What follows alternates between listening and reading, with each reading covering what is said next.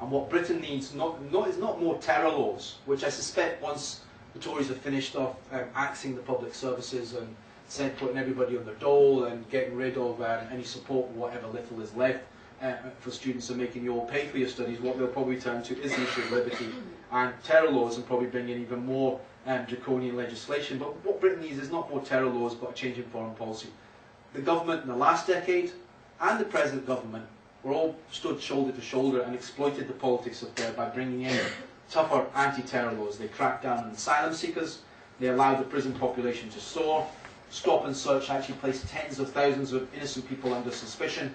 Young Asian males were stopped and still are stopped and searched, abused, accused of membership of Al-Qaeda or even beaten up. In many communities there was a growing climate of fear at underground stations, airports, bus stops, which have become places where the police and the immigration service and the special branch could stop everyone whose skin colour or accent actually marked them out as a suspect. And I know in some interaction with special branch, where we had a demonstration, I think it was last year, outside Pitt Street headquarters, where we had noticed that Glasgow Airport had become the one place in the UK that more ethnic minorities were stopped per proportion of population than any other airport in the country.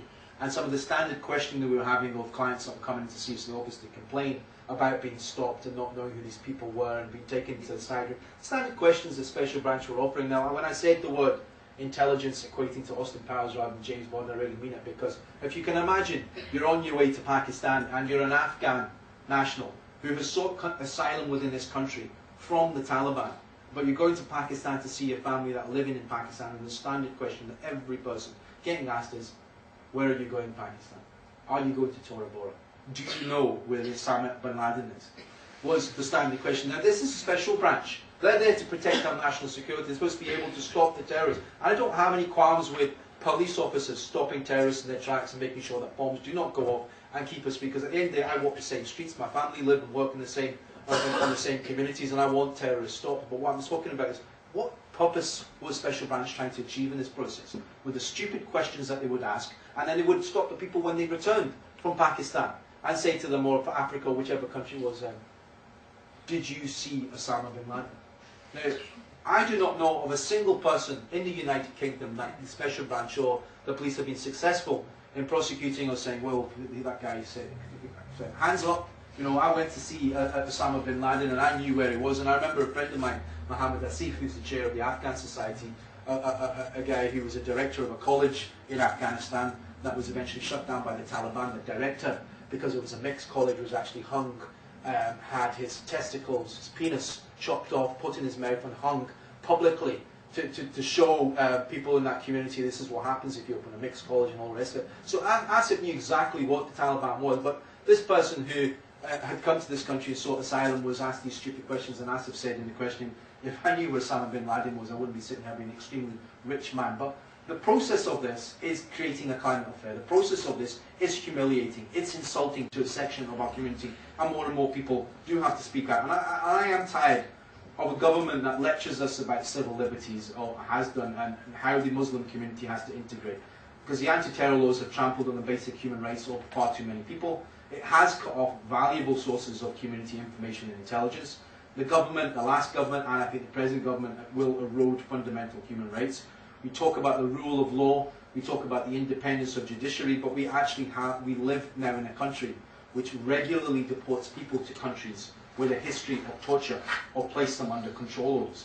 We have countries like Morocco, countries like Algeria, countries like Syria, countries like Saudi Arabia, where we regularly deport people back on the basis of a piece of paper, what the last government liked to call a memorandum of understanding that the government in that country would not torture those individuals. It's not worth the paper it is written on, and we know that the government relied on the fact that they knew that the families would not speak out once their sons or their daughters were actually taken into country within those countries. And whilst Obama may well have outlawed torture and said he wants to shut down Guantanamo, do not forget the fact that Guantanamo is still open. Guantanamo Bay is actually still open, and it still actually has prisons. Don't forget the fact that even if you take them out of Guantanamo and put them in court cases within the United States, some of these people have faced several years of absolute torture, have gone out of their minds. The case of Dr. Afia Siddiqui, who received a sentence of 86 years, I think it was, 86-year prison sentence, who had been kidnapped at the behest of the Americans from Pakistan into Afghanistan, passed from base to base. Potentially, I think it was one of her children was supposed to have been murdered in front of her eyes. She was told the children had been murdered. She'd been moved from camp to camp. Eventually, when she tried to escape, whatever, what two American soldiers, I believe, said that she tried to shoot them. She'd lost half her weight. She would find it impossible to drag a gun, but apparently sentries were keeping an eye on her, said that they tried to shoot. And she got an 86-year jail sentence. So I wouldn't rely on the American courts to impose justice when it comes to any remaining Guantanamo detainees. But what's more important, I think, to remember, if many of us want to be potential lawyers or want to go on to study law and to practice it in this country, that we find within this country, because the story is not finished yet. We have 17 British intelligence officers that were implicated in torture. We have the government that repeatedly tried to hide such information from the public, as they didn't want to damage the special relationship of what I like to call subservience to the United States. And some of that would never have come about had it not been for the likes of Muazzin Bey, Binyan Mohammed, and many others who were released from Guantanamo Bay that I've spoken at. And now we have a new administration that says, if they drop their cases, then we'll have an inquiry. But the inquiry that they will have will be a judicial inquiry. And from experience, a judicial inquiry will be one which will be held potentially behind closed doors. Parts of the evidence will be heard in private in order to protect the identities of the intelligence officers. And what I would say to that, and what many of the detainees and what the lawyers involved in that case have said, is that it should not be a judicial inquiry. Why should these men have to give up the criminal prosecution, the demands for criminal trials of intelligence officers? Because if intelligence officers are implicated in this case of involvement in torture, has been exposed repeatedly by the Independent and the Guardian newspaper, or potentially been involved in torture or signing off, when these intelligence officers say that they got the go-ahead from the Foreign Office, they got the go-ahead from David Miliband. If David Miliband got the go-ahead, then they got the go-ahead from Tony Blair. Because last week we saw in the Guardian that Tony Blair was aware of the allegations of torture and said we need to get this sorted out quickly as possible so we can retain our special relationship. And much of this has to be exposed. And through this we've seen the whole process. You've seen images of those lawyers who have taken on the whole system, whether it be over Guantanamo, whether it be our own Guantanamo in our own backyard in Belmarsh, whether it be lawyers from Guantanamo fighting over 8 years over the closure of Guantanamo. Many of these lawyers have been told repeatedly, I know myself in terms of the number of cases I've fought over the years, that will never succeed, this is a new American century. People told us at the time of Guantanamo, look, it's never going to happen. I remember speaking at meetings across Scotland with families of the detainees of Muazzin Bey's father, and we said, well, what I've constantly said over the years in meetings is that some of the world's biggest movements, for instance the anti-Vietnam War movement, actually started in rooms like this. When you hear the names of Berkeley College and you hear, University College London and other places, they all started in small rooms where you had actually probably meetings a lot smaller than this, 10, 15 students, probably a lot of them had beards, I think, at the time, and longer hair. But that's how it started, and eventually those sort of movements actually expanded, where it took on the issue of civil liberties, it took on the issue of women's rights, it took on the issue of black rights, and it combined and took the Vietnam movement, it took on combining that with all these various issues around the world to grow into the world's biggest anti-war movement, and actually brought a superpower to its knees. And I always reminded people of that when they used to say to me, look, it's never going to happen, they're never going to shut down Guantanamo Bay. These people, unfortunately, will never see their children. The fact is, a couple of years later, we saw Muazzin Bey released, came back to this country. Binyan Mohammed released, came back to this country. And a whole number of other people that have come back to this country, who then also incidentally didn't just disappear. They went on to fight for justice in the spoken meetings up and down this country. And what I would say to that is that you can win. You can win if you fight and raise a cause, because it does start with small meetings like this, and it's a question of ideas, it's a question of justice, it's a question of justice can prevail if enough people get to find out about it. If you can embarrass the government, if you can expand it, if you can grow as a movement and get the movements to pick up these issues. And one lawyer that I do, and I would ask you to read up on, and that I would idolise and has been a hero for many years, or a heroine actually, because people often assume she's a man, it's Gareth Peirce. And if you haven't seen the film of In the Name of My Father, I would ask you to go and see the film, which deals with the Guildford for the issue of the Birmingham 6, and she was immortalised in that film by Emma Thompson.